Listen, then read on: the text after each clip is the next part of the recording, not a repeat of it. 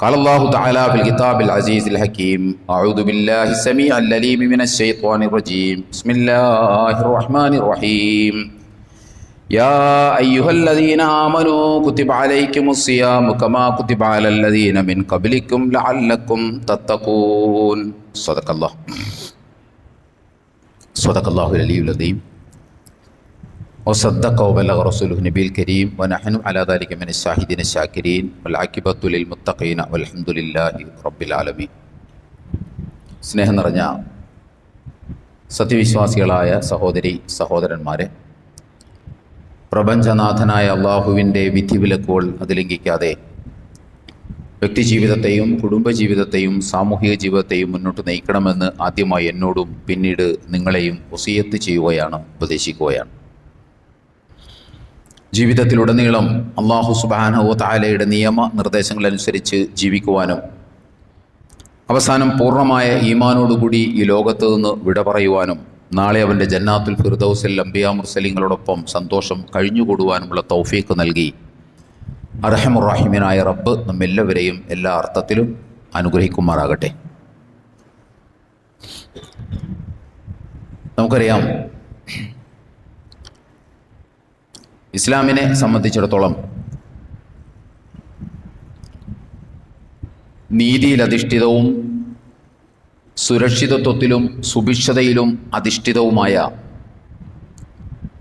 ഒരു സാമൂഹിക ക്രമത്തിൻ്റെ സാക്ഷാത്കാരത്തിന് വേണ്ട എല്ലാ രാഷ്ട്രീയ ഉള്ളടക്കങ്ങളും ഉൾക്കൊള്ളുന്ന ഒരു സമഗ്ര ജീവിത വ്യവസ്ഥയാണ് ഇസ്ലാം എന്ന് പറയുന്നത്.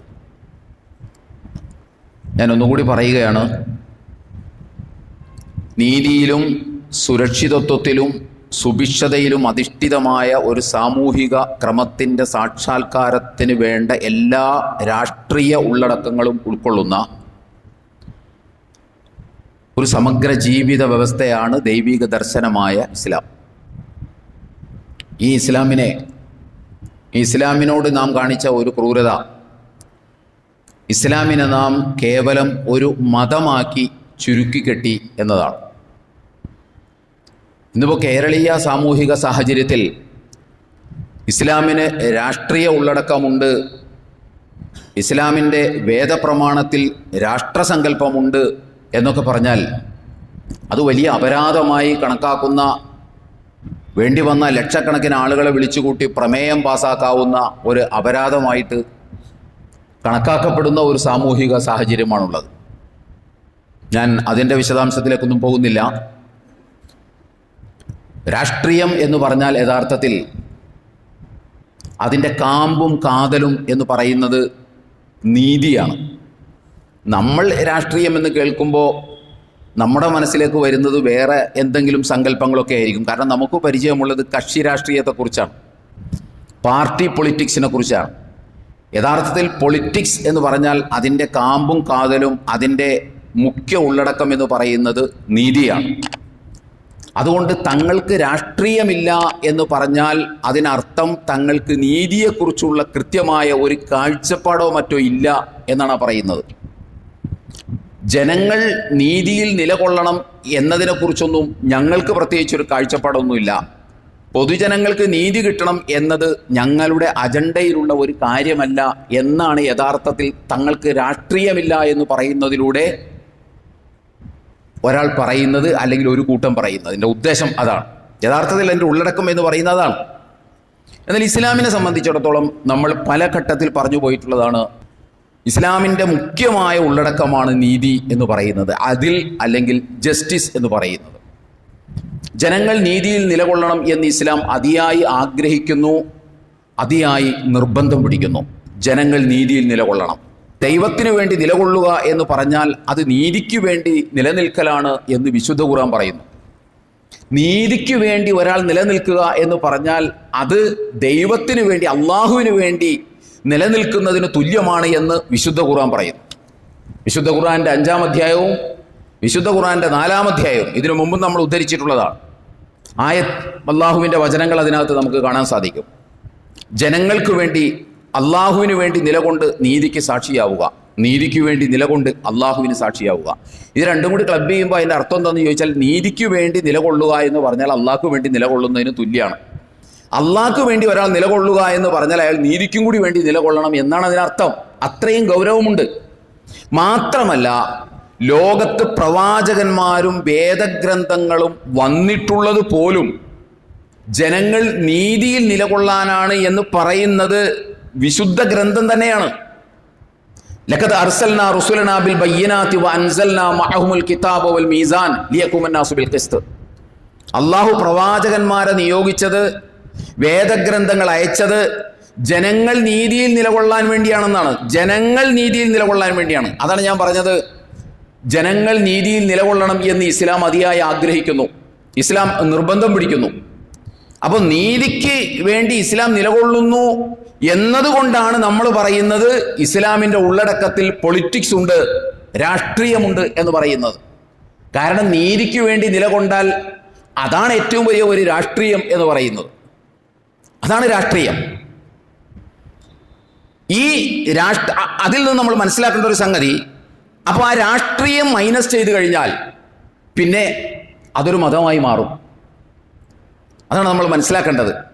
ഇസ്ലാമിൻ്റെ രാഷ്ട്രീയ ഉള്ളടക്കം മൈനസ് ചെയ്യുക എന്ന് പറഞ്ഞാൽ ഇസ്ലാമിൽ നിന്ന് നീതിയെ മൈനസ് ചെയ്യുക എന്നാണ്. നീതിയെ മൈനസ് ചെയ്താൽ ഇസ്ലാം എന്തായി? ഒരു മതമായി. അങ്ങനെ ഇസ്ലാമിനെ നമ്മളൊരു മതമാക്കി, കേവലം ഒരു മതമാക്കി ചുരുട്ടിക്കെട്ടി. മതത്തെ സംബന്ധിച്ച് പിന്നെ നമുക്കറിയാലോ, ഞാൻ പിന്നെ അതിൻ്റെ ബാക്കി വിശദാംശങ്ങളിലേക്ക് പോകുന്നില്ല. ഇപ്പോൾ നമ്മൾ പറയാൻ ഉദ്ദേശിക്കുന്നത്, സമഗ്ര ജീവിത വ്യവസ്ഥയായ ഇസ്ലാമിനെ നമ്മൾ ആദ്യം ചെയ്തത് ഇസ്ലാമിനെ ഒരു മതമാക്കി ചുരുട്ടിക്കെട്ടി. പിന്നെ നമ്മൾ ആ ഇസ്ലാമിനെ നമ്മൾ അനുഷ്ഠാന കർമ്മങ്ങളിലേക്ക് ചുരുട്ടി. പിന്നെ ആ അനുഷ്ഠാന കർമ്മങ്ങളെ നമ്മൾ കർമ്മശാസ്ത്രത്തിലേക്ക് ചുരുക്കി. ഇതാണ് ഇസ്ലാമിനോട് നമ്മൾ കാണിച്ച ഏറ്റവും വലിയ അപരാധം എന്ന് പറയുന്നത്. ജനങ്ങൾ നീതിയിൽ നിലകൊള്ളാൻ കഴിയുമാറുള്ള ഒരു വ്യവസ്ഥയെ നമ്മൾ കേവലം ഒരു മതമാക്കി ചുരുക്കി. ആ മതത്തെ വീണ്ടും അനുഷ്ഠാന കർമ്മങ്ങളിലേക്ക് ചുരുക്കി. ആ അനുഷ്ഠാന കർമ്മങ്ങളെ നാം വീണ്ടും കർമ്മശാസ്ത്രത്തിലേക്ക് ചുരുക്കി. ഇതുകൊണ്ട് എന്ത് സംഭവിച്ചു എന്ന് എന്തെല്ലാം സംഭവിച്ചു എന്ന് ചോദിച്ചാൽ, ഒന്നാമത് സംഭവിച്ചത്, മുസ്ലിം ലോകത്ത് ഏറ്റവും കൂടുതൽ രചിക്കപ്പെട്ട ഗ്രന്ഥങ്ങൾ കർമ്മശാസ്ത്ര ഗ്രന്ഥങ്ങളായി മാറി. നമ്മൾ ഇസ്ലാമിനെ കർമ്മശാസ്ത്രത്തിലേക്ക് കൊണ്ടുവന്നപ്പോൾ സംഭവിച്ച ഒന്നാമത്തെ ഒരു പ്രശ്നം, മുസ്ലിം ലോകത്ത് രചിക്കപ്പെട്ട ഗ്രന്ഥങ്ങളിൽ സിംഹഭാഗവും കർമ്മശാസ്ത്രത്തെക്കുറിച്ചുള്ള ഗ്രന്ഥങ്ങളായി മാറി. കർമ്മശാസ്ത്ര ഗ്രന്ഥങ്ങളുടെ പ്രത്യേകത എന്താണ്? കർമ്മശാസ്ത്ര ഗ്രന്ഥങ്ങളുടെ പ്രത്യേകത, കർമ്മങ്ങളെയെല്ലാം അതെങ്ങനെയാണ് നിർവഹിക്കേണ്ടത് എന്ന് മാത്രമാണ് അതിനകത്തുണ്ടാവുക. നമ്മൾ നമസ്കാരം പറഞ്ഞപ്പോൾ നമ്മളിത് പറഞ്ഞിരുന്നു. കർമ്മശാസ്ത്രത്തിൻ്റെ പ്രത്യേകത, ഒരു കർമ്മം എങ്ങനെയാണ് നിർവഹിക്കുക എന്നാണ് കർമ്മശാസ്ത്രത്തിൽ ഉണ്ടാവുക. ആ കർമ്മം എന്തിന് നിർവഹിക്കണം എന്നവിടെ കാണൂല. ഏത് അനുഷ്ഠാന കർമ്മങ്ങളാണെങ്കിലും ശരി, അതിനകത്തുണ്ടാവുക, കർമ്മശാസ്ത്ര ഗ്രന്ഥത്തിലുണ്ടാവുക, അതെങ്ങനെയാണ് നിർവഹിക്കാൻ പറ്റുക. മറിച്ച് അത് എന്തിനാണ് നിർവഹിക്കുന്നത് എന്നതിനെക്കുറിച്ചുള്ള പരാമർശങ്ങളൊന്നും അതിലെവിടെയും നമുക്ക് കാണാൻ കഴിയില്ല. നമ്മുടെ കേരളത്തിലെ ദർസുകളിലും നമ്മുടെ ബഹുമാന്യരായ മുസ്ലിയാക്കന്മാരും മൗലവിമാരും ഒക്കെ പഠിച്ചിറങ്ങുന്ന ദർസുകളിലും അറബിക് കോളേജിലും ഒക്കെ പഠിപ്പിക്കുന്നതിൽ ഭൂരിഭാഗവും ഈ കർമ്മശാസ്ത്ര ഗ്രന്ഥങ്ങളാണ്. അത് ഉംദയായാലും, അത് പിന്നെ ഫതഹുൽ മുഈൻ ആയാലും, അത് തുഹഫ ആയാലും എല്ലാം കർമ്മശാസ്ത്ര ഗ്രന്ഥങ്ങളാണ്. ഈ കർമ്മശാസ്ത്ര ഗ്രന്ഥങ്ങളിൽ എന്താ ഉണ്ടാവുക? ഈ പറഞ്ഞതാണ് ഉണ്ടാവുക. നമസ്കാരമായാലും നോമ്പായാലും ഹജ്ജായാലും ഇതെങ്ങനെയാണ് നിർവഹിക്കാൻ പറ്റുക, അതിൻ്റെ ഹാർഡ്വെയറാണ് ഉണ്ടാവുക, സോഫ്റ്റ്വെയർ ഉണ്ടാവില്ല. അതിൻ്റെ ഹാർഡ്വെയർ മാത്രമാണ് വിശദീകരിക്കുക, സോഫ്റ്റ്വെയറിനെ കുറിച്ച് ഒരക്ഷരം മിണ്ടില്ല. ഇപ്പോൾ കേരളക്കരയിൽ എല്ലാ മുസ്ലിയാക്കന്മാരും മൗലവിമാരും പണ്ഡിതന്മാരും ഒക്കെ പഠിക്കുന്ന ഒരു ഗ്രന്ഥമാണ് ഫതഹുൽ മുഈൻ. ഷെയ്ഖ് സൈനുദ്ദീൻ മഖ്ദൂം റഹിമഹുല്ല രചിച്ച ഫതഹുൽ മുഈൻ നമ്മുടെ ദർസുകളിലെ അറബിക് കോളേജിലെ മുഖ്യമായൊരു കർമ്മശാസ്ത്ര ഗ്രന്ഥമാണ്. നിങ്ങളൊന്ന് ആലോചിച്ച് നോക്കണം. ഞാൻ പറഞ്ഞല്ലോ ഇസ്ലാമിനെ അനുഷ്ഠാന കർമ്മങ്ങളിലേക്ക് ചുരുക്കിയെന്നു. ആ അനുഷ്ഠാന കർമ്മങ്ങളെ പിന്നെ കർമ്മശാസ്ത്രത്തിലേക്ക് ചുരുക്കിയെന്ന് ഞാൻ പറഞ്ഞല്ലോ. ഫതഹുൽ മുഈൻ എടുത്ത് നമ്മൾ പരിശോധിച്ച് കഴിഞ്ഞാൽ ഫതഹുൽ മുഈനിലെ പകുതി ഭാഗവും, ഫതഹുൽ മുഈൻ എന്ന് പറയുന്ന ഗ്രന്ഥത്തിൻ്റെ പകുതി ഭാഗവും 4 അനുഷ്ഠാന കർമ്മങ്ങളെക്കുറിച്ച് അതെങ്ങനെയാണെന്ന് വിശദീകരിക്കാൻ വേണ്ടി മാത്രമാണ് ഉപയോഗിക്കുന്നത്. വെറും 4 അനുഷ്ഠാന കർമ്മങ്ങളെക്കുറിച്ച് എങ്ങനെയാണെന്ന് വിശദീകരിക്കാനാണ് ഫത്ഹുൽ മുഈൻ എന്ന് പറയുന്ന വലിയ ഗ്രന്ഥത്തിൻ്റെ പകുതി പേജുകളും ഉപയോഗിച്ചിട്ടുള്ളത്. ബാക്കി കർമ്മശാസ്ത്രം ആണ് ബാക്കി മുസ്ലിമിൻ്റെ ജീവിതത്തിൻ്റെ ബാക്കി കർമ്മശാസ്ത്രം വിശദീകരിക്കാൻ ഉപയോഗിച്ചിട്ടുള്ളൂ. MK അബ്ദുള്ള ഫൈസി കൊടശ്ശേരി എന്ന് പറയുന്ന ബഹുമാന്യനായ പണ്ഡിതൻ്റെ ഫത്ഹുൽ മുഈൻ ട്രാൻസ്ലേഷൻ മാർക്കറ്റിൽ അവൈലബിൾ ആണ്. നിങ്ങളൊന്ന് വാങ്ങി നോക്കൂ. അതിനകത്ത് ആകെയുള്ള പേജുകൾ 510 ആണ്. 510 പേജിൽ 215 പേജും ഉപയോഗിച്ചിട്ടുള്ളത് ഈ 4 അനുഷ്ഠാന കർമ്മങ്ങളുടെ കർമ്മശാസ്ത്രം പറയാനാണ്. ഒന്ന് ആലോചിച്ച് നോക്കിയാൽ ഒരു ഗ്രന്ഥത്തിൻ്റെ പകുതി ഭാഗവും ഉപയോഗിക്കുന്നത് വെറും അനുഷ്ഠാന കർമ്മങ്ങളുടെ കർമ്മശാസ്ത്രം പറയാൻ. ഈ വരികളിൽ എവിടെയും ഈ കർമ്മം എന്തിനാണ് നിർവഹിക്കുന്നത് എന്നതിനെക്കുറിച്ചുള്ള ഒരു പരാമർശമേ നമുക്ക് കാണാൻ കഴിയില്ല. മറിച്ച് എങ്ങനെയാണ് നിർവഹിക്കുക എന്ന് മാത്രമാണ് അതിനകത്തുണ്ടാവുക. അങ്ങനെ രചിക്കപ്പെട്ട് അത് പഠിക്കപ്പെട്ട് അത് പഠിപ്പിക്കപ്പെട്ട് നമ്മുടെ ബഹുമാന്യരായ പണ്ഡിതന്മാർക്ക് ഈ കർമ്മശാസ്ത്രം പറയാൻ ആവേശം ഉണ്ടാകുന്നത് എന്തുകൊണ്ടാണ്? അവർ വല്ലാണ്ട് ഈ കർമ്മശാസ്ത്രത്തിൽ കെട്ടിത്തൂക്കുന്നത് എന്തുകൊണ്ടാണ്? കാരണം അവർ പഠിപ്പിക്കപ്പെട്ടിട്ടുള്ളതും പഠിച്ചിട്ടുള്ളതും എല്ലാം ഈ കർമ്മശാസ്ത്ര ഗ്രന്ഥങ്ങളിലെ കർമ്മശാസ്ത്രങ്ങളാണ്. അതുകൊണ്ട് അവർക്ക് കർമ്മശാസ്ത്രം പറയാനാണ് ഇഷ്ടം.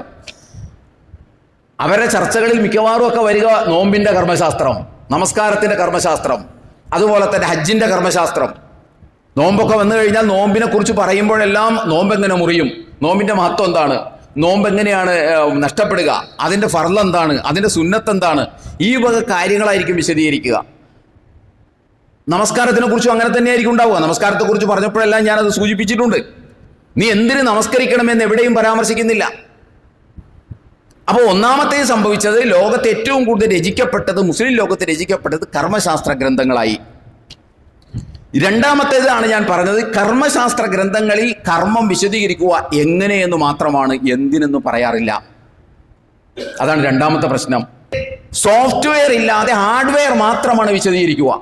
ഞാൻ പറഞ്ഞല്ലോ. അതുകൊണ്ട് തന്നെ ആളുകൾ എന്ത് ധരിച്ചു? പൊതുവിൽ ആളുകൾ ധരിച്ചു വച്ചിട്ടുള്ളത് ഈ ഹാർഡ്വെയർ മാത്രമായ നമസ്കാരം, നോമ്പ്, ഹജ്ജ് ഒക്കെ പോലെയുള്ള അനുഷ്ഠാന കർമ്മങ്ങൾ നിർവഹിച്ചാൽ താൻ പൂർണ്ണ മുസ്ലിമായി എന്ന ആളുകൾ ധരിച്ചു. ഈ സോഫ്റ്റ്വെയർ ഇല്ലാത്ത ഫിഖ്ഹിലെ ഹാർഡ്വെയർ അനുഷ്ഠാന കർമ്മങ്ങൾ നിർവഹിച്ചാൽ താൻ ഒരു സമ്പൂർണ്ണ മുസ്ലിമായി, തനിക്ക് അത്രേ ചെയ്യാനുള്ളൂ എന്ന് ജനം പൊതുവിൽ മനസ്സിലാക്കി. ഇന്നും ജനം അങ്ങനെയാണല്ലോ വിശ്വസിക്കുന്നത്. 6 5 പരന്ന കാര്യങ്ങൾ ചെയ്തു കഴിഞ്ഞാൽ പിന്നെ എൻ്റെ പണി തീർന്ന് എന്നാണല്ലോ ഇന്നും പൊതുജനം വിശ്വസിച്ചുകൊണ്ടിരിക്കുന്നത്. 5 ഇസ്ലാം കാര്യങ്ങളും 6 ഈമാൻ കാര്യങ്ങളും തീർന്ന്, എനിക്ക് അത്രേ ഉള്ളൂ എന്ന ധാരണ പരക്കുന്നത് ഇവിടെ നിന്നാണ് എന്ന് നമ്മൾ മനസ്സിലാക്കണം. അടുത്ത പ്രശ്നം എന്താണെന്ന് ചോദിച്ചാൽ, ഈ ഹാർഡ്വെയർ നോമ്പ് പിടിച്ചു കഴിയുമ്പോൾ, ഈ ഹാർഡ്വെയർ നമസ്കാരം നിർവഹിച്ചു കഴിയുമ്പോൾ, ഈ ഹാർഡ്വെയർ ഹജ്ജ് നിർവഹിക്കുമ്പോൾ ഉണ്ടാകുന്ന സംഭവം എന്താണെന്ന് വെച്ചാൽ സോഫ്റ്റ്വെയർ അതിനകത്തില്ലല്ലോ. അതുകൊണ്ട് തന്നെ ജീവിതത്തിൽ അതൊരു മാറ്റങ്ങൾ ഉണ്ടാക്കില്ല. കാരണം എന്തുകൊണ്ടാണ്? അതിന് ഹാർഡ്വെയർ മാത്രമേ ഉള്ളൂ, സോഫ്റ്റ്വെയർ ഇല്ല. കാരണം പഠിപ്പിക്കപ്പെട്ടതൊക്കെ ഹാർഡ്വെയർ നോമ്പിനെ കുറിച്ച്, ഹാർഡ്വെയർ നിസ്കാരത്തെക്കുറിച്ച്, ഹാർഡ്വെയർ ഹജ്ജിനെ കുറിച്ചാണ് പഠിപ്പിച്ചിട്ടുള്ളത്. മറിച്ച് ആ നമസ്കാരത്തിൽ കൊണ്ട് എന്തുണ്ടാകണം, ആ നോമ്പ് കൊണ്ട് എന്തുണ്ടാകണം, ആ ഹജ്ജ് കൊണ്ട് എന്തുണ്ടാകണം, എന്ത് മാറ്റമാണ് അയാളിൽ ഉണ്ടാകേണ്ടത് എന്ന് ഇവിടെ എവിടെയും പറഞ്ഞു വെച്ചതായിട്ട് നമുക്ക് കാണാൻ കഴിയില്ല. എവിടെയും കാണാൻ കഴിയില്ല. അപ്പോൾ ഇത് നമ്മുടെ മുസ്ലിം സമൂഹത്തിൻ്റെ ജീവിതത്തിലേക്ക് നോക്കിയാൽ തന്നെ നമുക്ക് കാണാൻ സാധിക്കും. നിങ്ങൾ പൊതു മുസ്ലിം സമൂഹത്തിൻ്റെ ജീവിതത്തിലേക്ക് നോക്കൂ. ഈ അനുഷ്ഠാന കർമ്മങ്ങളൊന്നും നിർവഹിക്കാത്തവരുടെ കാര്യം തൽക്കാലം മാറ്റി വയ്ക്കുക. ഈ അനുഷ്ഠാന കർമ്മങ്ങളൊക്കെ നിർവഹിക്കുന്ന ആളുകളുടെ ജീവിതത്തിലേക്ക് നമ്മൾ നോക്കിയാൽ അവർ ഈ അനുഷ്ഠാന കർമ്മങ്ങൾ നിർവഹിക്കുന്നു എന്നല്ലാതെ അവരുടെ ജീവിതത്തിൽ മറ്റു മാറ്റങ്ങളൊന്നും നമുക്ക് കാണാൻ സാധിക്കില്ല. ഇത്രയൊക്കെ ഞാൻ പറഞ്ഞ എന്തിനാണെന്ന് ചോദിച്ചാൽ, നോമ്പ് വളരെ അടുത്തെത്തി. ഇൻഷാ അല്ലാഹ് 18-ാം തീയതിയോ 19-ാം തീയതിയോ നമ്മൾ നോമ്പിലേക്ക് പ്രവേശിക്കും. ഈ നോമ്പിനെ കുറിച്ചും നമ്മൾ കർമ്മശാസ്ത്ര ഗ്രന്ഥങ്ങളിലേക്ക് നോക്കിയാൽ ഇത് തന്നെയാണ്. നോമ്പ് എങ്ങനെയാണ് നോമ്പ് പിടിക്കേണ്ടത് എന്നേ ഉള്ളൂ. എന്തിനാണ് നോമ്പ് പിടിക്കേണ്ടത് എന്ന് പറയുന്നത് നമുക്ക് കാണാൻ കഴിയില്ല. ഞാൻ നേരത്തെ പറഞ്ഞ ഫത്ഹുൽ മുഈൻ്റെ നോമ്പിൻ്റെ അധ്യായം നമ്മൾ എടുത്തു നോക്കിയാൽ 17 പേജാണ് നോമ്പിനെ കുറിച്ച് വിശദീകരിക്കാൻ വേണ്ടി ഫത്ഹുൽ മുഈൻ ഉപയോഗിച്ചിട്ടുള്ളത്. ഞാൻ അതിൻ്റെ മലയാളം ട്രാൻസ്ലേഷനെ കുറിച്ചാണ് പറയുന്നത്. അറബിയിലും ഇങ്ങനെയൊക്കെ തന്നെയാണ്. 17 പേജിൽ വിശദീകരിക്കുമ്പോൾ ഒരിടത്ത് പോലും എന്തിനാണ് നോമ്പ് പിടിക്കുന്നത് എന്ന് പറയുന്നത് നമുക്ക് കാണുക സാധ്യമേ അല്ല. പരിശോധിച്ചതിന് ശേഷമാണ് ഞാനിത് പറയുന്നത്. അപ്പോൾ ഇത്തരം നോമ്പുകൾക്കുള്ള പ്രശ്നം എന്താണെന്ന് ചോദിച്ചാൽ, അത്തരം ഹാർഡ്വെയർ നോമ്പ് പിടിക്കുന്ന ആളുകളുടെ ജീവിതത്തിൽ ഒരു മാറ്റം ഉണ്ടാവില്ല. മാറ്റം ഉണ്ടാവില്ല എന്ന് ഞാൻ പറഞ്ഞത് വെറുതെ പറഞ്ഞതല്ല. മുസ്ലിം സമൂഹത്തിന്റെ ജീവിതത്തിലേക്ക് നോക്കിയാൽ അവർ പഠിപ്പിക്കപ്പെട്ടിട്ടുള്ളത് ഈ ഹാർഡ്വെയർ നോമ്പാണ്. അതുകൊണ്ട് ഈ ഹാർഡ്വെയർ അവരുടെ നോമ്പിന്റെ കാര്യത്തിലാണെങ്കിലും നമസ്കാരത്തിന്റെ കാര്യത്തിൽ ഹാർഡ്വെയർ കറക്റ്റ് ആയിരിക്കും. ഒരു കമ്പ്യൂട്ടർ സിസ്റ്റത്തിന് ഹാർഡ്വെയർ ഉണ്ടായതുകൊണ്ട് കമ്പ്യൂട്ടർ ഫംഗ്ഷൻ ചെയ്യും. കമ്പ്യൂട്ടറെ കൊണ്ട് ഗുണമുണ്ടാവോ? ഉണ്ടാവില്ല. അതിന് സോഫ്റ്റ്വെയർ കൂടി വേണം. സോഫ്റ്റ്വെയറും ഹാർഡ്വെയറും കൂടി ചേരുമ്പോഴാണ് ഒരു കമ്പ്യൂട്ടർ സിസ്റ്റം അത് പൂർണ്ണമാവുക. അതേസമയം ഒരു കമ്പ്യൂട്ടർ സിസ്റ്റത്തിന്റെ ഹാർഡ്വെയറിനെ കുറിച്ച് മാത്രം സംസാരിച്ചുകൊണ്ടിരുന്നാൽ, ഹാർഡ്വെയർ മാത്രം കറക്റ്റ് ചെയ്താൽ ആ കമ്പ്യൂട്ടർ കൊണ്ട് എന്തെങ്കിലും ഉപകാരം ഉണ്ടാവോ? ഉണ്ടാവില്ല. അതുപോലെ തന്നെയാണ് നമ്മളുടെ ഈ ഹാർഡ്വെയർ നോമ്പ് കൊണ്ടും ഹാർഡ്വെയർ നമസ്കാരം കൊണ്ടും ഹാർഡ്വെയർ ഹജ്ജ് കൊണ്ടും ഉപകാരമില്ല. ഹാർഡ്വെയർ നോക്കുമ്പോൾ കംപ്ലീറ്റ് ആൻഡ് പെർഫെക്റ്റ് ആണ്, പക്ഷെ അതിന്റെ റിസൾട്ട് ഇല്ല. നമ്മുടെ അനുഷ്ഠാന കർമ്മങ്ങൾ റിസൾട്ട് ഓറിയന്റഡ് അല്ല, ഫിഖ് ഓറിയന്റഡ് ആണ്. നമ്മളുടെ അനുഷ്ഠാന കർമ്മങ്ങൾ അതിന്റെ പ്രതിഫലനം, അതിന്റെ ഗുണവശങ്ങൾ അതിനെ കേന്ദ്രീകരിച്ചുള്ളതല്ല, ഫിഖ് ഓറിയന്റഡ് ആണ്. നമസ്കാരം എങ്ങനെയാണ് നിർവഹിക്കേണ്ടത് എന്നതിൽ വളരെ കൃത്യമായ വാശി നമുക്കുണ്ട്. അതിന്റെ ഹാർഡ്വെയർ ശരിയാക്കുന്നിടത്താണല്ലോ. അല്ലെങ്കിലും നമ്മുടെ എല്ലാ ചർച്ചകളും എല്ലാ വാദപ്രതിവാദങ്ങളും ഹാർഡ്വെയർ എങ്ങനെ ശരിയാക്കണം എന്ന കാര്യത്തിലാണ്. ഹാർഡ്വെയർ അത്ര നിസാരമാണ്. ഒരു കമ്പ്യൂട്ടർ സിസ്റ്റത്തെ സംബന്ധിച്ചിടത്തോളം ഹാർഡ്വെയർ ചെറുതാണ് എന്നല്ല ഞാൻ പറയുന്നത്. ഹാർഡ്വെയർ പ്രധാനപ്പെട്ടത് തന്നെയാണ്. അതുപോലെ കർമ്മശാസ്ത്രവും പ്രധാനപ്പെട്ടത് തന്നെയാണ്. പക്ഷെ നമ്മൾ ഈ കർമ്മശാസ്ത്രം പറഞ്ഞു എങ്ങോട്ടും തിരിയാൻ പറ്റാത്തൊരവസ്ഥയിൽ കർമ്മശാസ്ത്രം കൊണ്ടുപോയി എത്തിച്ചിട്ടുണ്ട് എന്നുള്ളതും ഒരു വസ്തുത തന്നെയാണ്. കാരണം ഈ കർമ്മശാസ്ത്രത്തിന്റെ സങ്കീർണത കാരണം വധുവെടുത്ത് സ്വന്തം ഭാര്യയെ പോലും തൊടാൻ പാടില്ലാതാക്കി നമ്മൾ. കാരണം കർമ്മശാസ്ത്രത്തിന്റെ കാഴ്ചപ്പാടിലൂടെ അങ്ങനെയാണ്. എന്തൊക്കെ വാലുകെട്ടതിന്റെ ഭാഗമായിട്ടൊക്കെ നമുക്കറിയാലോ. നമ്മുടെ മുൻകാലത്തെ കാരണവന്മാരൊന്നും നോമ്പായി കഴിഞ്ഞ പിന്നെ കുളിക്കൂല, മുങ്ങിക്കുളി ഒട്ടുമില്ല.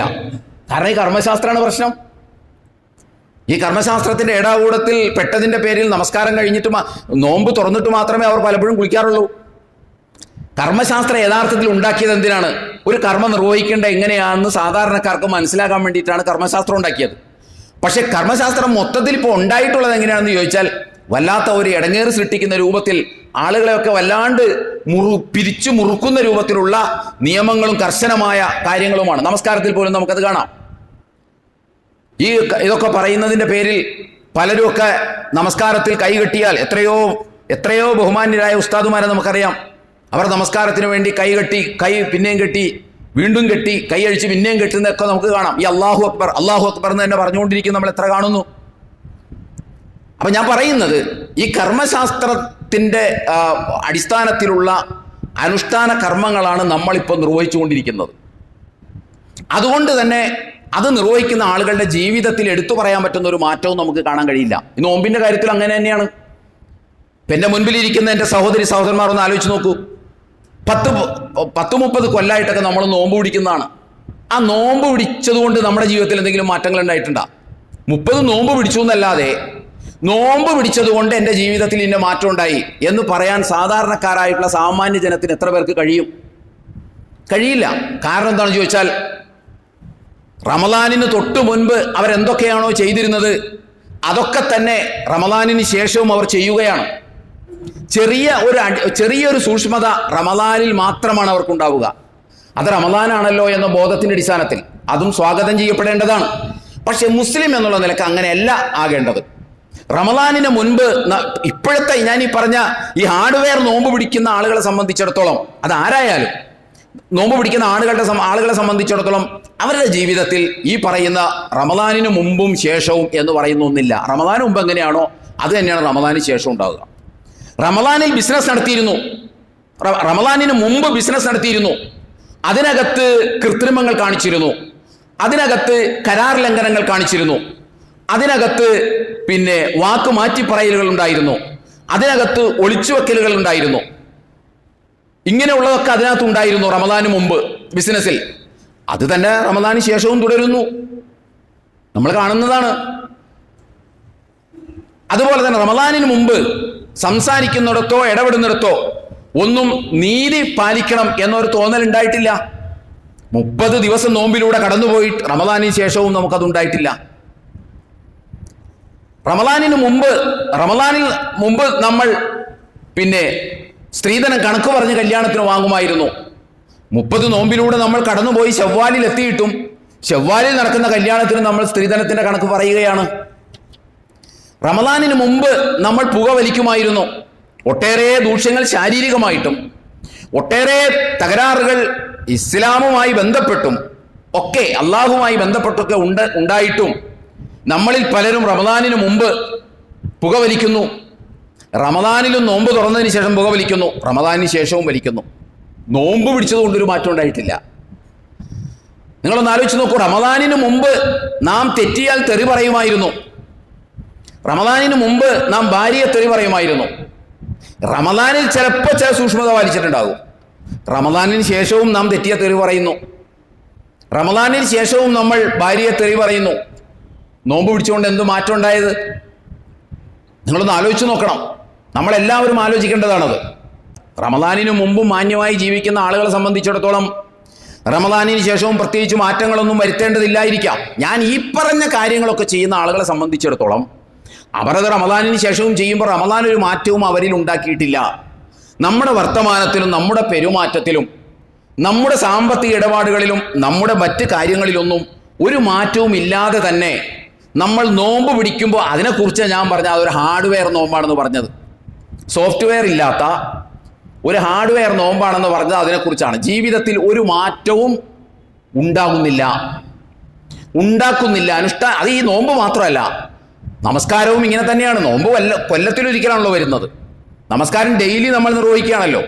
ആ ഡെയിലി നമ്മൾ അള്ളാഹിനോട് പറയുന്നുണ്ടല്ലോ, ഇഹ്ദിന സിറാത്തൽ മുസ്തഖീം, നേരായ മാർഗത്തിലൂടെ നീ എന്നെ നയിക്കണമേ എന്ന് അള്ളാഹിനോട് പ്രാർത്ഥിക്കണം നമ്മൾ 17 പ്രാവശ്യം. ഇതെല്ലാം കൂടി കൂട്ടിവെച്ചൊക്കെ നമ്മളൊന്ന് ചിന്തിച്ച മഹാ അന്തക്കേടാണ് നമ്മളൊക്കെ കാണിക്കുന്നത് എന്ന് പ്രത്യേകിച്ചൊരു ക്ലാസ്സും കിട്ടാതെ തന്നെ നമുക്ക് തോന്നും. ഇതൊക്കെ ഞാൻ നമസ്കാരത്തെക്കുറിച്ച് പറഞ്ഞപ്പോൾ ഞാൻ പറഞ്ഞിട്ടുണ്ടല്ലോ, ഈ നമസ്കാരമൊക്കെ ഒന്ന് മലയാളത്തിലാക്കുകയാണെങ്കിൽ ഒന്നുകിൽ നമ്മൾ നന്നാകും, അല്ലെങ്കിൽ നിസ്കാരം നിർത്തും. കാരണം നമുക്ക് തന്നെ മോശം തോന്നും. ഈ പറയണത് പടച്ചവനോടാണല്ലോ, ഇത് അപ്പേപ്പേ പറഞ്ഞിട്ട് ജീവിതത്തിലൊരു മാറ്റമില്ല, ചെയ്യുന്ന പണിയൊക്കെ ചെയ്യുന്നുണ്ട്.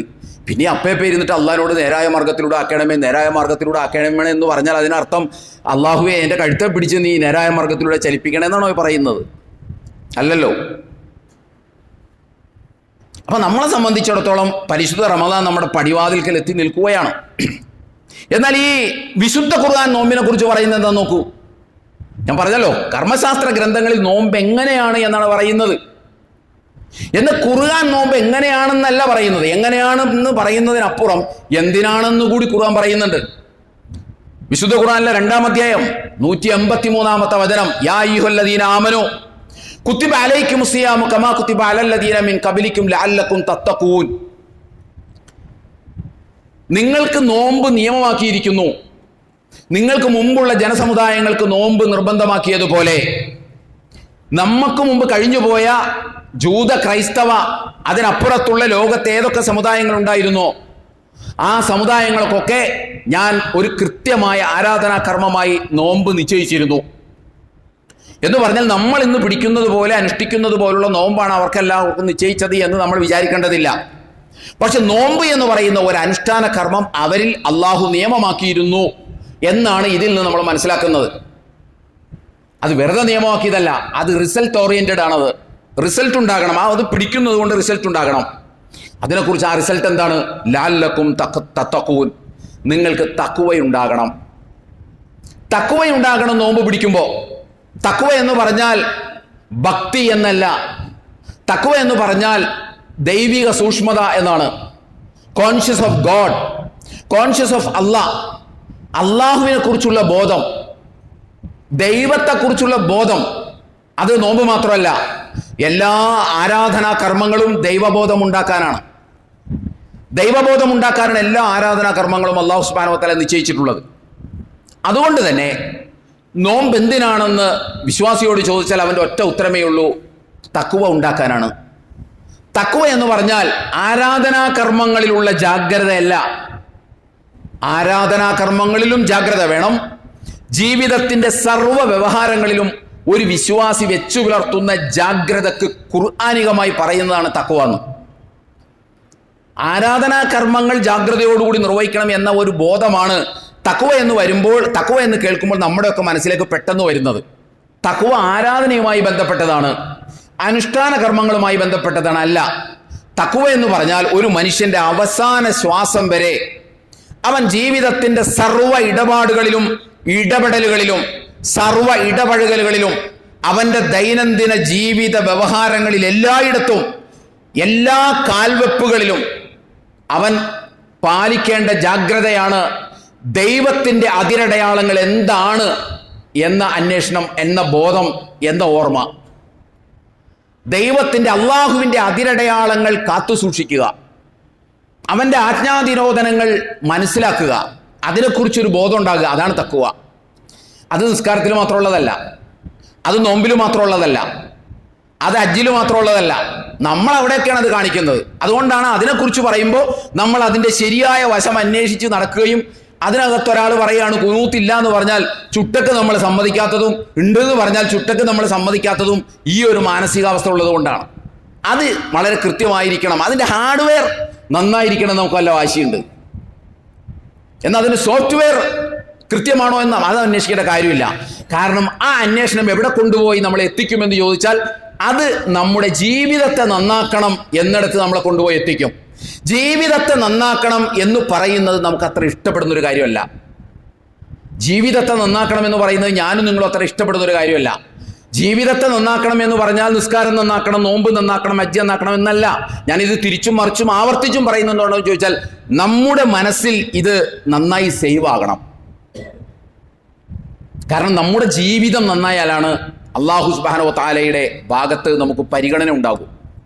നമ്മുടെ ജീവിതം നന്നാക്കാനുള്ള ഒരു ഡിവൈൻ മെക്കാനിസമാണ് നമ്മുടെ ആരാധനാ കർമ്മങ്ങൾ എന്ന ഒരു തിരിച്ചറിവ് നമുക്കുണ്ടാവണം. ആരാധനാ കർമ്മങ്ങൾക്ക് വേണ്ടി ആരാധനാ കർമ്മങ്ങളല്ല, ഒരു നമ്മുടെ ജീവിതത്തെ നന്നാക്കാൻ വേണ്ടി അള്ളാഹു നിശ്ചയിച്ചു തന്ന ഒരു ദൈവിക സംവിധാനമാണത്, ഒരു ദൈവിക പദ്ധതിയാണത്. ആ ബോധം നമുക്കുണ്ടാകണം. അതുകൊണ്ട് അടിസ്ഥാനപരമായിട്ട് നമ്മുടെ മനസ്സിൽ കയറേണ്ട ഒരു ചിന്ത, തഖ്വ എന്ന് പറഞ്ഞാൽ ജീവിതത്തിൽ അള്ളാഹുവിൻ്റെ അതിരടയാളങ്ങൾ കാത്തു സൂക്ഷിക്കുന്നതിന് പറയുന്നതാണ് തഖ്വ എന്ന്. ഇത് എൻ്റെയും നിങ്ങളുടെയൊക്കെ ജീവിതത്തിൽ എത്രത്തോളം ഉണ്ട് എന്ന ഒരു ശക്തമായ പരിശോധനയാണ് നമ്മൾ ഈ റമദാനിൻ്റെ തൊട്ടടുത്തെത്തി നിൽക്കുമ്പോൾ ഞാനും നിങ്ങളും ഒക്കെ നടത്തേണ്ട ഒരു അക്യൂട്ട് സെൽഫ് ക്രിറ്റിസിസം എന്ന് വേണമെങ്കിൽ പറയാം. വളരെ കഠിനമായ, നിശിതമായ ഒരു ആത്മവിമർശനം, ഒരു ആത്മപരിശോധന നമ്മൾ നടത്തണം. അത് നടത്തിയാൽ മാത്രമാണ് നമുക്ക് ഈ നോമ്പ് കൊണ്ടൊരു ഗുണമുണ്ടാവുള്ളൂ. അല്ലാതെ ഒരു ഹാർഡ്വെയർ നോമ്പ് എത്ര നന്നായി നമ്മൾ പിടിച്ചാലും ജീവിതത്തിൽ മാറ്റം ഉണ്ടാവില്ല. ജീവിതത്തിൽ മാറ്റം ഉണ്ടാവില്ല. രാവിലെ സുബൈക്ക് തന്നെ നോമ്പ് തുടങ്ങി വൈകുന്നേരം കൃത്യമായി നോമ്പ് അവസാനിപ്പിച്ച് ഒരു ജീവിതത്തിൽ എന്താ മാറ്റം ഉണ്ടാവുക? മാറ്റം ഉണ്ടാകണമെങ്കിൽ ഈ ബോധത്തോടു കൂടി വേണം. നമുക്ക് ഇച്ഛാശക്തി നൽകാനുള്ളതാണ് നോമ്പ്. എന്തിന് ഇച്ഛാശക്തി? ദൈവികമായ അതിരടയാളങ്ങൾ പാലിക്കണമെന്നുണ്ടെങ്കിൽ ഇച്ഛാശക്തി വേണം. ഇച്ഛാശക്തി ഉണ്ടെങ്കിലേ പാലിക്കാൻ പറ്റുള്ളൂ. നോമ്പ് പിടിക്കുക, നമസ്കരിക്കുക എന്ന് പറയുന്നത് നമ്മൾ ഈ പറയുന്നത് പോലെ ഒരു മുസ്ലിമിനെ സംബന്ധിച്ചിടത്തോളം അത്ര വലിയ പ്രയാസമുള്ള ഒരു സംഗതിയൊന്നുമല്ല. പ്രയാസമുള്ള സംഗതി എന്താണെന്ന് ചോദിച്ചാൽ ജീവിതത്തിൽ സൂക്ഷ്മത പാലിക്കുക എന്നുള്ളതാണ്. നമ്മൾ വളരെ ശ്രദ്ധേയമായി എന്താണ് തഖ്വ എന്ന് സാമാന്യ ബോധമുള്ള ഒരാൾക്ക് മനസ്സിലാക്കാൻ പറ്റുന്ന ഒരു 1-2 ആയത്തുകൾ വിശുദ്ധ ഖുർആനിലുണ്ട്. എന്താണ് തഖ്വ എന്ന് സാമാന്യം ബോധമുള്ള ഒരു മനുഷ്യന് മനസ്സിലാവും. നമ്മൾ ഇന്ന് മനസ്സിലാക്കി വച്ചതിൽ നിന്ന് വ്യത്യാസമുണ്ട് എന്ന് ആർക്കും മനസ്സിലാകും. വിശുദ്ധ ഖുർആനിലെ 6-ാം അധ്യായം സൂറത്തുൽ അൻആം 151, 152, 153. ഖുൽ തആലു അത്ലു മാ ഹറമ റബ്ബുക്കും അലൈക്കും അല്ലാ തുശ്രികൂ ബിഹി ശൈഅൻ വബിൽ വാലിദൈനി ഇഹ്സാന വലാ തഖ്തുലു ഔലാദക്കും മിൻ ഇംലാകിൻ നഹ്നു നർസുഖുക്കും വഇയ്യാഹും വലാ തഖറബുൽ ഫവാഹിശ മാ ലഹറ മിൻഹാ വമാ ബതൻ വലാ തഖ്തുലു നഫ്സല്ലതി ഹറമല്ലാഹു ഇല്ലാ ബിൽ ഹഖ് ദാലികും വസാക്കും ബിഹി ലഅല്ലക്കും തഅഖിലൂൻ ولا تقربوا مال اليتيم الا بالتي هي احسن حتى يبلغ اشده واوفوا الكيل والميزان بالقسط لا نكلف نفسا الا وسعها واذا قلتم فاعدلوا ولو كان ذا قربى وبعهد الله اوفوا ذلكم وصاكم به لعلكم تذكرون وان هذا صراطي مستقيما فاتبعوه ولا تتبعوا السبل فتفرق بكم عن سبيله ذلكم وصاكم به لعلكم تتقون. മറക്കണ്ട, വിശുദ്ധ ഖുർആനിലെ 6-ാം അധ്യായം സൂറത്തുൽ അൻആം 151, 152, 153. എന്താ അല്ലാഹു സുബ്ഹാനഹു വ തആല പറയുന്നത്? ഖുൽ തആലു വത്ലു മാ ഹറമ റബ്ബുക്കും അലൈക്കും അല്ലാ തുശ്രികു ബിഹി ഷൈഅൻ. നബിയെ, അവരെ വിളിച്ചിട്ട് അവരോട് അല്ലാഹു സുബ്ഹാനഹു വ തആല നിരോധിച്ചിട്ടുള്ളത്, വിലക്കിയിട്ടുള്ളത് എന്തൊക്കെയാണ് എന്ന് അവർക്ക് പറഞ്ഞു കൊടുക്കുക. എന്താണ് അല്ലാഹു സുബ്ഹാനഹു വ തആല അതിനകത്ത് പറയുന്നത്? അല്ലാ തുശ്രികു ബിഹി ഷൈഅൻ, അല്ലാഹുവിൽ ഒരാളെയും പങ്കു ചേർക്കരുത്. അല്ലാഹുവിൽ ഒരാളെയും പങ്കു ചേർക്കരുത്. അതാണ് ഒന്നാമത്തെ കാര്യം. ഒബിൽ വാലിദൈനി ഹസാന, മാതാപിതാക്കളോട് നിങ്ങൾ നല്ല രീതിയിൽ വർത്തിക്കണം. ഒന്നാമത്, നിങ്ങൾ ജീവിതത്തിൽ ഒരു ഘട്ടത്തിലും അല്ലാഹുവിൽ പങ്കു ചേർക്കരുത്. രണ്ടാമത് അല്ലാഹു പറയുന്നത് മാതാപിതാക്കളോട് നിങ്ങൾ നല്ല രീതിയിൽ പെരുമാറണം. മൂന്നാമത് അല്ലാഹു പറയുന്നത് എന്താ? വലാ തഖ്തുലു ഔലാദക്കും മിൻ ഇംലാക്കിൻ നഹ്നു നർസുഖുക്കും വയ്യാഹും. നിങ്ങൾ ദാരിദ്ര്യം ഭയന്ന് നിങ്ങളുടെ മക്കളെ കൊല്ലരുത്. കാരണം നിങ്ങൾക്കും അവർക്കും വിഭവങ്ങൾ നൽകുന്നത്, റിസ്ക് നൽകുന്നത് ഞാനാണ്. വലാ തഖ്റബുൽ ഫവാഹിശ മാ ലഹറ മിൻഹാ വമാ ബത്വൻ. അഥവാ മ്ലേച്ഛ വൃത്തികളോട് നിങ്ങൾ അടുത്തു പോകരുത്. മ്ലേച്ഛ വൃത്തി ചെയ്യരുതെന്നല്ല, അതിലേക്ക് പോകുന്ന ഒരു സാഹചര്യത്തിൽ നിങ്ങൾ ചെന്ന് പെടരുത്. കാരണം വ്യഭിചാരത്തിലേക്കാണെങ്കിലും അതുപോലെ അശ്ലീലതയിലേക്കാണെങ്കിലും നിങ്ങൾ ചെന്നു പോകരുത്. അതിൻ്റെ ആ ഭാഗത്തേക്കേ പോകരുത് എന്ന് അല്ലാഹു സുബ്ഹാനഹു വ തആല പറയുന്നു. വലാ തഖ്തുലു നഫ്സല്ലതി ഹറമല്ലാഹു ഇല്ലാ ബിൽ ഹഖ്. അന്യായമായി അല്ലാഹു ആദരിച്ച ഒരു ജീവനെയും കൊല്ലരുത്, ഒരാളെയും കൊല്ലരുത്. കാരണം മനുഷ്യനെ അല്ലാഹു ആദരിച്ചതാണ്. വലാ തഖ്റബു മാലൽ യതീമി ഇല്ലാ ബില്ലതി ഹി അഹ്സൻ. നിങ്ങൾ അനാഥയുടെ മുതലിനോട് വളരെ സൂക്ഷ്മതയോടുകൂടി മാത്രമേ സമീപിക്കാൻ പാടുള്ളൂ. വൗഫുൽ കൈല വൽ മീസാന ബിൽ ഖിസ്ത്. നിങ്ങൾ എന്ത് അളന്നു കൊടുത്താലും, നിങ്ങൾ എന്ത് തൂക്കിക്കൊടുത്താലും അതിനകത്ത് നീതി പാലിക്കണം. കൃത്രിമം കാണിക്കരുത്, ചതിക്കരുത്, വഞ്ചിക്കരുത്, വാക്കുമാറ്റി പറയരുത്, അന്യായങ്ങൾ കാണിക്കരുത്. ഇത് അല്ലാഹു സുബ്ഹാനഹു വ തആല പറയുന്നത് അളവ് തൂക്കങ്ങളാണ്. അല്ലാഹു ഈ വേദഭാഗം അവതരിപ്പിക്കുമ്പോൾ അളവ് തൂക്കങ്ങൾ എന്ന് പറയുന്നത് ആ കാലഘട്ടത്തിൽ അളവും തൂക്കങ്ങളാണ് എല്ലാത്തിനും മാനദണ്ഡം. ഇന്നിപ്പോൾ നമ്മളതിന് പറയേണ്ട നേർക്ക് നേരെയുള്ള അർത്ഥം ബിസിനസ്സിൽ കൃത്രിമം കാണിക്കരുത്, ബിസിനസ്സിൽ ചതിക്കരുത്, ബിസിനസ്സിൽ വഞ്ചിക്കരുത്, ബിസിനസ്സിൽ വാക്കുമാറ്റി പറയരുത്, കരാറ് ലംഘിക്കരുത്, ഒളിച്ചു വെക്കലുകൾ ഉണ്ടാകരുത് എന്ന് അല്ലാഹു സുബ്ഹാനഹു വ തആല പറയാണ്. അതുപോലെ തന്നെ ലാ നുകല്ലിഫു നഫ്സൻ ഇല്ലാ വുസ്അഹാ. ആരോട് അവരെ കൊണ്ട് പറ്റാത്തതല്ല പറഞ്ഞിട്ടില്ല. വൈദാ ഖുൽതും ഫഅദ്ലു വലൗ കാന ദാ ഖുർബ. പല ഘട്ടത്തിലും നമ്മൾ പറഞ്ഞു പോയിട്ടുള്ള ഒരു ആയത്താണ്. വൈദാ ഖുൽതും, സംസാരിക്കുമ്പോൾ നിങ്ങൾ നീതിപൂർവം സംസാരിക്കണം. സംസാരിക്കുമ്പോൾ നീതിപൂർവം സംസാരിക്കണം. അത് അടുത്ത ബന്ധുവാണെങ്കിലും എന്ന് അല്ലാഹു സുബ്ഹാനഹു വ തആല പറയുന്നു. ഒബി അഹ്ദില്ല, കരാറുകൾ പാലിക്കണം. ദാലിക്കും വസാക്കും ബിഹി ലഅല്ലക്കും തദക്കറൂൻ. ഇതൊക്കെ പറഞ്ഞത്, ഇതൊക്കെ ഞാൻ വസിയത്ത് ചെയ്ത്, അല്ലാഹു പറയാണ്, ഇതൊക്കെ ഞാൻ വസിയത്ത് ചെയ്തത് നിങ്ങൾക്ക് ബോധം ഉണ്ടാകാൻ വേണ്ടിയിട്ടാണ്, നിങ്ങൾ ചിന്തിക്കാൻ വേണ്ടിയിട്ടാണ്, നിങ്ങൾ അതിനെക്കുറിച്ച് ആലോചിക്കാൻ വേണ്ടിയിട്ടാണ്. അഥവാ 4 വിധികളും 6 വിലക്കുകളുമാണ് അല്ലാഹു സുബ്ഹാനഹു വ തആല അതിനകത്ത് പറഞ്ഞിട്ടുള്ളത്. എന്നിട്ടല്ല പറയുന്നത് വഅന്ന ഹാദാ സിറാത്തി മുസ്തഖീമൻ, വഅന്ന ഹാദാ സിറാത്തി മുസ്തഖീമൻ, ഇതാണ് എൻ്റെ നേരായ പാത. ഫാത്തിഹയിൽ നമ്മൾ പറയുന്നത് ഇഹ്ദിന സിറാത്തൽ മുസ്തഖീം, നേരായ മാർഗത്തിലൂടെ നീ എന്നെ നയിക്കണമേ എന്നാണ് 17 പ്രാവശ്യം നമ്മൾ പറയുന്നത്. അല്ലാഹു പറയുന്നു വഅന്ന ഹാദാ സിറാത്തി മുസ്തഖീമൻ, ഇതാണ് എൻ്റെ നേരായ മാർഗം, അത് പിൻപറ്റണം, അതിൽ നിന്ന് മാറരുത്. വഅന്ന ഹാദാ സിറാത്തി മുസ്തഖീമൻ ഫത്തബിഉഹു വലാ തത്തബിഉസ് സുബല ഫതഫറഖ ബിക്കും അൻ സബീലിഹി ദാലിക്കും വസാക്കും ബിഹി ലഅല്ലക്കും തത്തഖൂൻ. തഖ്വ ഉണ്ടാവാൻ എനിക്ക് നിങ്ങളോട് പറയാനുള്ള കാര്യങ്ങൾ, വസിയത്ത് ചെയ്യാനുള്ള കാര്യങ്ങൾ ഇതാണ് എന്നല്ല പറയണം. തഖ്വ ഉണ്ടാകാൻ എനിക്ക് നിങ്ങളോട് വസിയത്ത് ചെയ്യാനുള്ളത് ഈ കാര്യങ്ങളാണ്.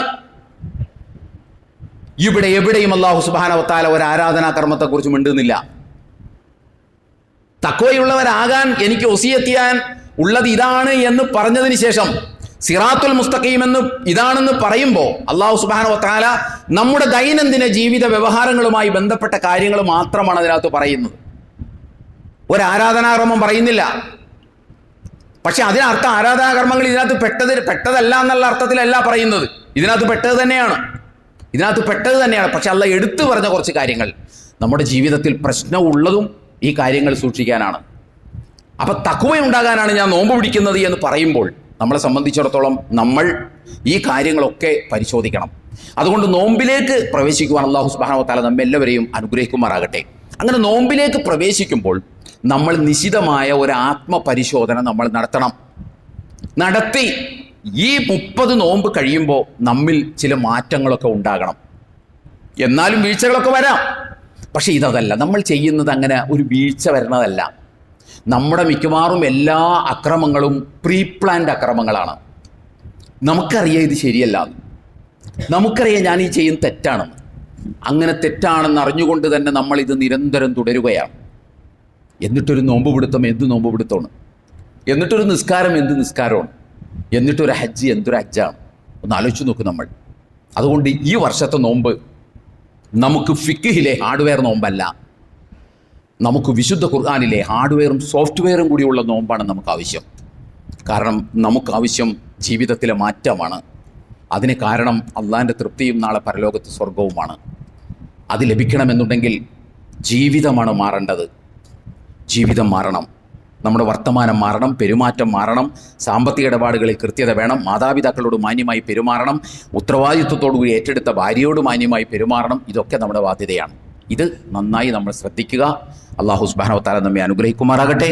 വന്നുപോയ വീഴ്ചകൾ പടച്ചതമ്പുരാൻ നമുക്ക് പുറത്തു മാപ്പാക്കി തരുമാറാകട്ടെ. നമ്മളിൽ നിന്ന് മരണപ്പെട്ടു പോയ ആളുകൾക്ക് അല്ലാഹു മഗ്ഫിറത്തും റഹ്മത്തും നൽകി അനുഗ്രഹിക്കുമാറാകട്ടെ. നമ്മുടെ തൊട്ടടുത്ത ആശുപത്രി രോഗികളായി കഴിയുന്ന ആളുകൾക്ക് അല്ലാഹു ആശ്വാസം നൽകി അനുഗ്രഹിക്കുമാറാകട്ടെ. നമ്മുടെ ഈ സദസ്സിലിരിക്കുന്ന ആളുകൾ സാമ്പത്തികവും ശാരീരികവും മാനസികവുമായ പ്രയാസങ്ങൾ അനുഭവിക്കുന്ന പല ആളുകളുമുണ്ട്. അല്ലാഹു സുബ്ഹാനഹു വ തആല അവർക്കെല്ലാവർക്കും ആശ്വാസം നൽകി അനുഗ്രഹിക്കുമാറാകട്ടെ.